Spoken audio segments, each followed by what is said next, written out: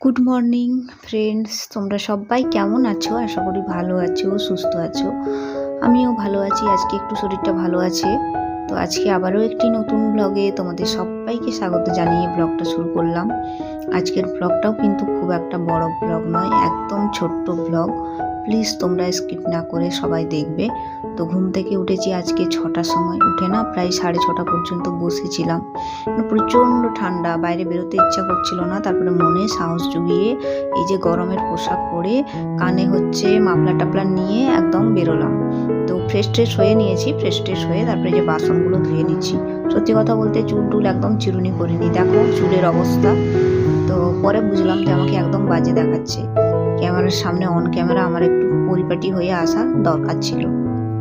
তো যাই হোক, হয়ে গেছে যখন, তো তোমরা একটু প্লিজ মানিয়ে নিও। তো এই যে রাতের যত বাসন ছিল এগুলোকে ধুয়ে নিচ্ছে। জলটা প্রচণ্ড ঠান্ডা, একদম পুরো বরফ, মানে বরফের জল যেন মনে হচ্ছে। হাতগুলো পুরো কোলাপস হয়ে যাবে মনে হচ্ছে। তো কিছু করার নেই, ধোয়া ধাওয়া করে নিলাম। এরপর বাকি কাজ বাজ করবো।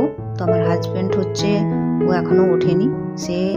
আমি উঠতে বলছি তাড়াতাড়ি করে, কারণ আজকে হচ্ছে বাজারে যাওয়ার কথা আছে। তো দেখা যাক কি করে।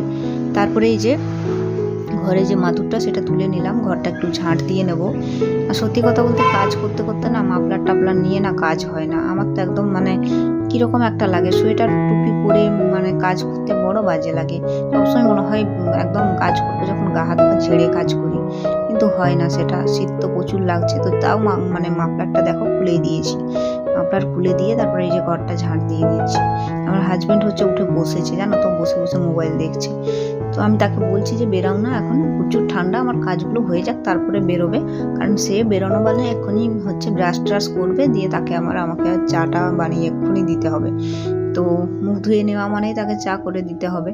তো আমি বললাম যে একটু পরে ব্রাশটা করবে, আমার কাজগুলো হয়ে যাক তারপরে। তো ঘরের কাজগুলো একে একে আমি কমপ্লিট করে নিচ্ছি। তোমরা প্লিজ ভিডিওটা স্কিপ না করে দেখবে, আশা করি ভালো লাগবে। তারপরে ভাবছি ঘরটা একটু মুছে দিই, কারণ 2 দিন হলো ঘরটা আমি মুছতে পারিনি। আমার শরীরটা ভালো ছিল না, কালকে একদম মানে মুছবো ভেবেছিলাম, তো মুছতে পারিনি।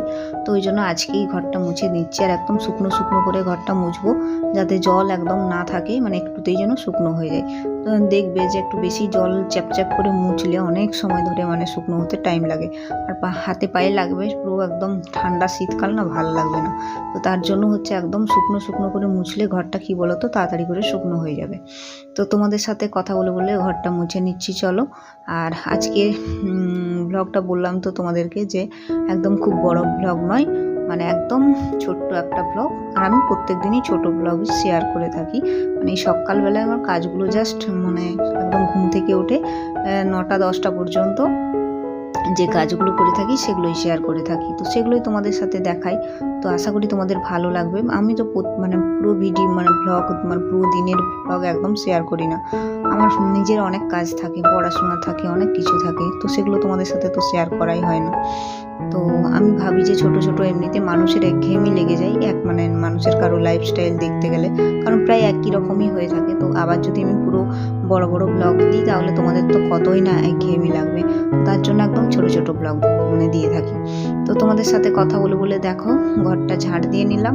এরপর হচ্ছে এই বারান্দাটা না একটু ভাবলাম মুছে নেব, কারণ যেহেতু ঘরটা মুছেই নিয়েছি, আর এইখানটা একটু মুছে নিলে আমার পুরোপুরি কমপ্লিট হয়ে যাবে।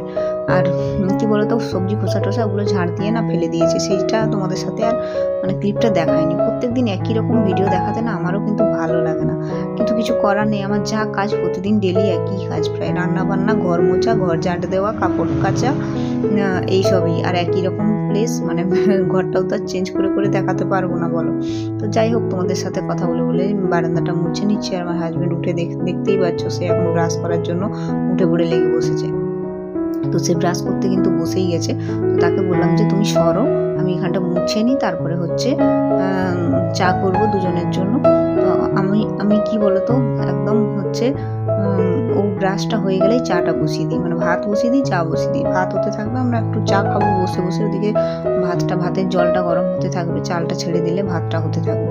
তো আমি একটু ভেবেচিন্তেই কাজ করি। সকালে যেহেতু স্কুল থাকে, সকালের চাপ যাদের থাকে তাদের কিন্তু এইটা মাথায় রেখেই কাজটা করতে হয় যে আমাকে রান্নাটা টাইমে করতে হবে।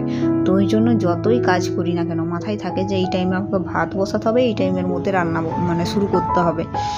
তো ওইটুকু টাইমের মধ্যে কাজ বাজ করে নিচ্ছি। তো দেখো, তোমাদের সাথে কথা বলে বলে বক বক করতে করতে পুরো বারান্দাটা মোছা হয়ে গেল। এরপরে হচ্ছে হাত পাত ধুয়ে একদম ফ্রেশ হয়ে নিলাম। তারপরে ওই যে ভাতটা দেখো বসিয়ে দিয়েছি, তারপরে চাটা করে নিচ্ছি। এখানে আদা গুটিমরিচ দিয়ে জলটাকে বেশ সুন্দর চিনি দিয়ে ফুটিয়ে নিয়েছিলাম, তারপরে একটু চা পাতা দিয়ে নামিয়ে নিলাম। লিকা চাতে দেখবে চা পাতা বেশি ফোটানো ঠিক নয়। তো বসে বসে অনেকক্ষণ গল্প করে করে চা খেলাম। তার মাঝখানে ডিম সেদ্ধ আলু সেদ্ধ করে নিয়েছিলাম, তারপরে যে ডিমের ঝোলটা করলাম, আর বাঁধাকপির ভাজা করেছি। কিন্তু এই দুটোই রেসিপি, খুব বেশি করিনি। তো ব্লগটা কেমন লাগলো অবশ্যই কমেন্টে জানিও। আজকে কিন্তু খুব বড় ব্লগ করলাম না, ছোট্ট একটা ব্লগ। যদি ভালো লাগে অবশ্যই লাইক করবে, কমেন্ট করবে।